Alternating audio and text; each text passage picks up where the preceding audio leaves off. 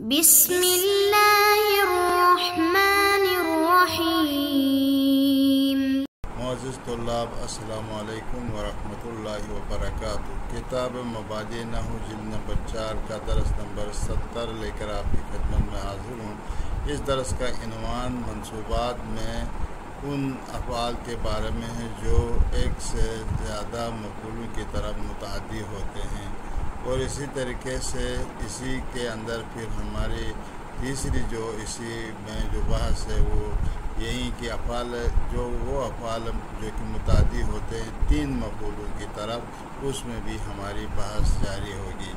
تو لہٰذا ہم ابھی آتے ہیں پہلے وہ آخری جو بحث تھی وہ جو 2 مفعولوں کی طرف متعدی ہونے والے ان افعال کے بارے میں۔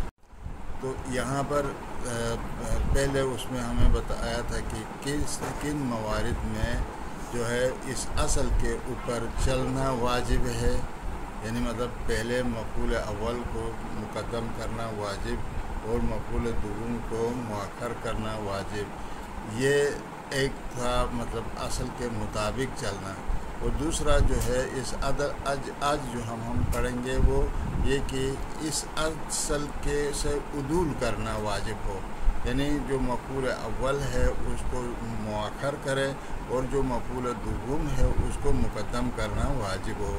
یہ کہاں پر ہے، کب اس وقت یہ ایسا ممکن ہے؟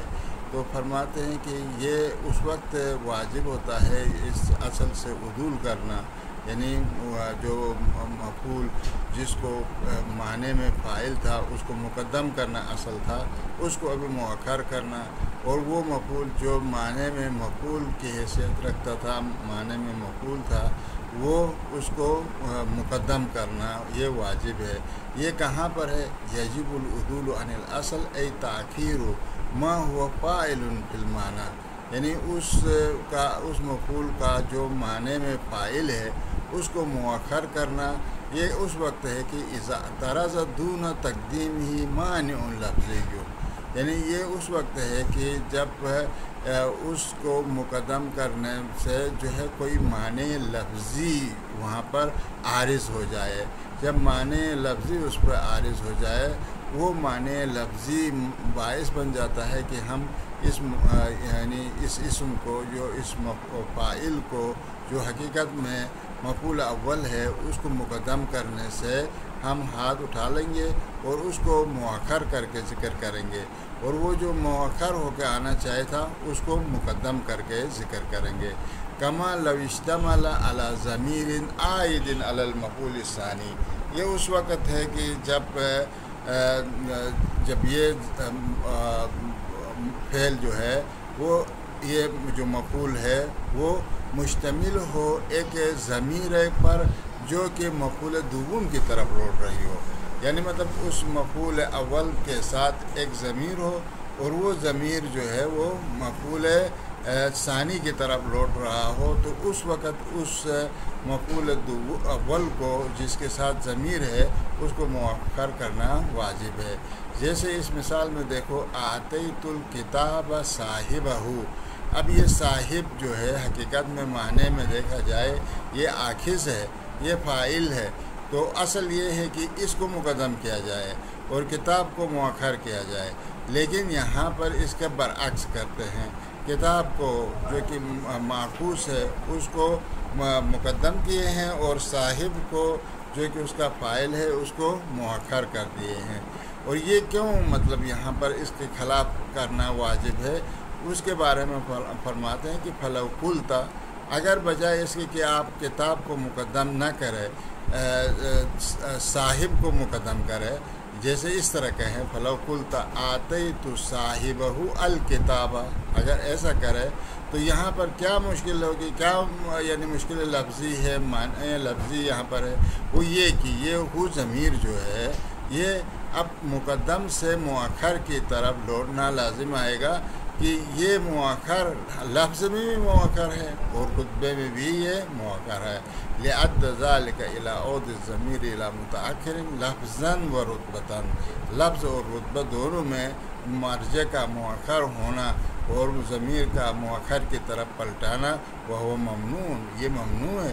لہذا یہاں پر معنی لفظی ہے، جس کی بدولت ہم کیا کرتے ہیں، یہاں پر کتاب کو مقدم کرتے ہیں، صاحبہ کو مؤخر کرتے ہیں، تا ان کی صاحبہ کے ضمیر جو ہے وہ رتبے میں حتی اقل، رتبے میں تو نہیں، لفظ میں کتاب جو کہ اس سے لفظ میں اس سے مقدم ہو، اس کی طرف پلٹنا لازم آ جائے۔ یہ بحث جو ہے سابقہ مباحث سے ہمارے رہ گئی تھی، اس کو یہاں پر ذکر کیا۔ آج ہم جو بحث کریں گے وہ ان افعال متعدیہ جو کہ 3 مفاعل کی طرف متعدی ہوتے ہیں، ان میں ہماری بحث ہے۔ الافعال المتعدیۃ الی 3 مفاعیل، 3 مفعولوں کی طرف متعدی ہونے والے افعال میں ہماری بحث ہے۔ وہ افعال، اب سوال یہ ہے ان افعال میں وہ کہ آیا وہ کتنے افعال ہیں جو 3 مفعولوں کی طرف متعدی ہوتے ہیں، ان کی تعداد کیا ہے؟ تو کم ہی الافعال التی تتعدی الی 3 مفاعیل، یعنی 3 مفاعل کی طرف متعدی ہونے والے افعال کی مقدار کیا ہے، کتنی ہے ان کی تعداد؟ تو اس میں جواب فرمایا کہ جو 3 مفعولوں کی طرف متعدی ہونے والے جو افعال ہیں ان کی 7 قسم ہیں، وہ 7 ہیں ان افعال، وہ 7 فعل ہیں جو 3 مفعولوں کی طرف متعدی ہوتے ہیں۔ الافعال التی تتعدی الی 3 مفاعیل 7 ہیں، وہی، اور وہ کون کون سے ہیں؟ وہی ارا ہے، وہ اعلم ہے، وہ حدث ہے، وہ خبر ہے، وہ اخبر ہے، وہ انبأ ہے، وہ نبأ ہے۔ یہ سارے جو ہیں 7 ہیں، 1 2 3 4 5 6 7، یہ 7 فعل ہیں جو 3 مفعولوں کی طرف متعدی ہوتے ہیں۔ جیسے اس کے لیے مثال ارا کے لیے کوئی مثال دیتا ہے کہ ارا کا فعل مضارع کیا ہے؟ یری، تو کہتا ہے کہ یریہم اللہ اعمالہم حسرات علیہم۔ دیکھو یریہم اللہ قرآن کی آیت ہے، یریہم اللہ میں اللہ فاعل، یری ہم جو ہے مفعول اول ہے، اعمالہم یہ جو ہے مفعول دوم ہے، حسرات مفعول سوم ہے، علیہم جار و مجرور متعلق ہے اعمال یا حسرات، ان کی طرف آپ کرتے۔ تو اس کا معنی یہ ہے کہ اللہ ان کے اعمال کو سراپا حسرت بنا کر دکھائے گا۔ تو یہاں پر جو ہے اعمالہم جو ہے مفعول اول ہے، دوم ہے، حسرات علیہم یہ ہے یہ مفعول سوم ہے۔ اب اس کے اندر ایک کچھ فوائد جو ہے اس میں بحث کرتا ہے۔ فائدہ پہلا یہ ہے کہ المفعول الاول یکون اسما مفردا او ضمیرا واما الثانی والثالث فاصلهما مبتدا وخبر۔ تو کہتے ہیں کہ مفعول اول جو ہے ان کا جو مفعول اول ہے وہ مفعول اول اس کی جو حیثیت جو ہے وہ ایک اسم مفرد کی شکل میں ہوتا ہے یا ضمیر ہوتا ہے، یعنی یا ضمیر کی شکل میں ہوتا ہے۔ جیسے یریہم میں، یریہم میں ہم کیا تھی؟ ہم ضمیر ہے، ضمیر کی شکل میں، یا ان کی وہ ایک مفرد اسم کی شکل میں ہوگا۔ تو لہذا کہتا ہے کہ یہ یکون اسما مفردا، ضمیر ایک اسم مفرد کی شکل میں ہوگا، او ضمیرا یا ضمیر کی شکل میں ہوگا۔ اما جو ثانی اور ثالث جو مفعول ہے وہ حقیقت میں کیا ہے؟ مبتدا اور خبر ہے۔ فاصلهما، اصل میں یہ مفعول دوم اور سوم مبتدا خبر ہوتے ہیں۔ تو یہ پہلا نقطہ۔ دوسرا نقطہ یہ کہ کل ما حقق لمفعولی علم ورعا من الاحکام یحقق مطلقا للثانی والثالث من مفاعیل اعلم و ارا۔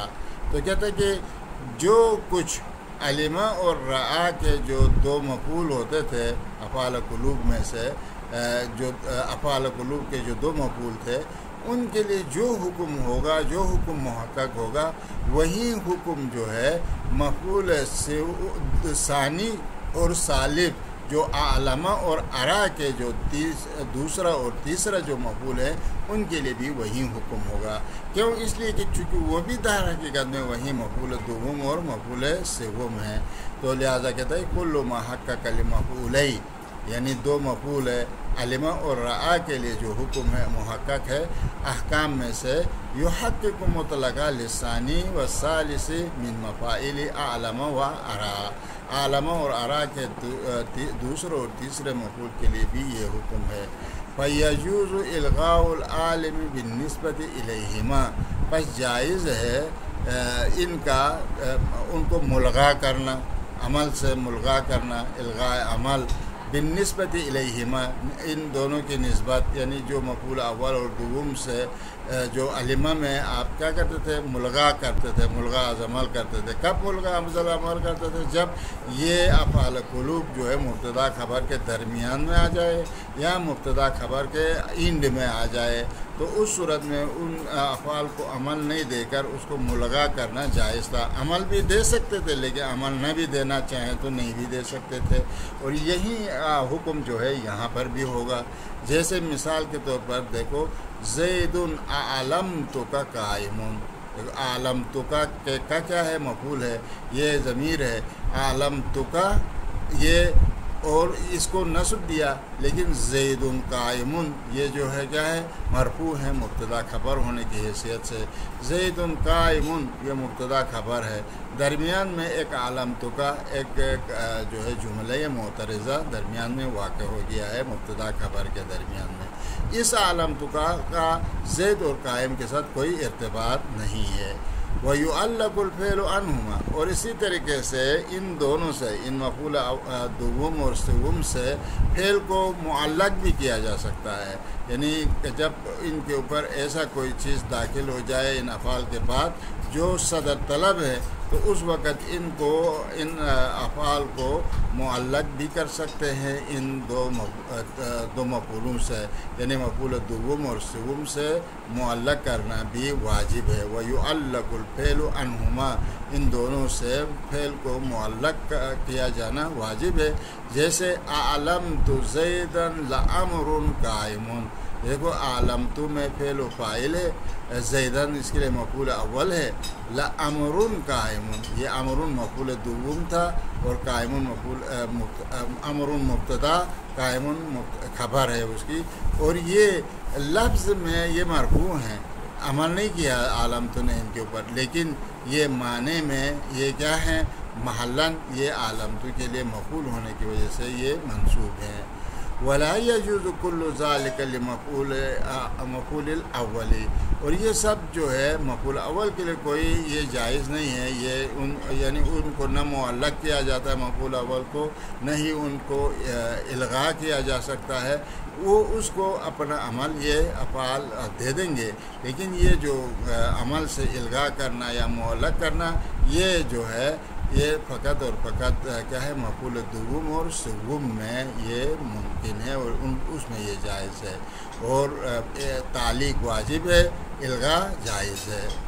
अम्मा बक़ियतुल अफ़आल, अम्मा जो बाकी जो अफ़आल है, यानी ये जो हमने 8 फ़ेल कहा था, उन 8 फ़ेलों में से जो इसमें नब्बा है, अम्बा है, हद्दसा है, खब्बरा है और अखबरा है, ये अफ़आल जो है, ये बक़या जो अफ़आल है, ये फलम तका तादियतुहा इला सलासति मफ़ाइला, इनको ये जो है ये मुतअद्दी नहीं होते हैं 3 मफ़ाइल की तरफ, यानी 3 मफ़ाइल बाकायदा नस्ब देकर हम इनके 3 मफ़ूलों को हमने कभी नहीं देखा।